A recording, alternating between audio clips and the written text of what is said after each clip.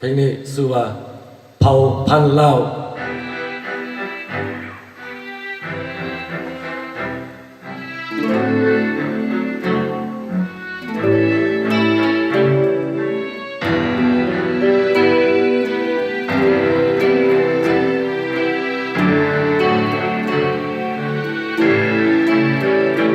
เผ่าพันธุ์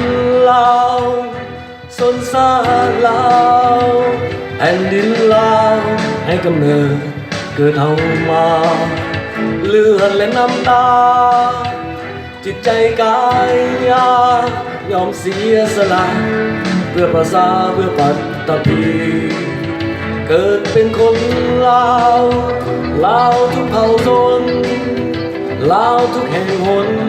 จงห่วงใจสามัคคีปราบฝูงผีมารผู้งานอาวีปกป้องปัตตภีภาษาสุขีนิรันดร์ข้าวเหนียวเสียงแคนแดนดอกจำปาสารและภาษาข้าหักเนื้อดวงศิวาขอปฏิญาณสัญญาสาบานล่างผ่านหมู่บ้านผู้ผ่านบ้านเมือง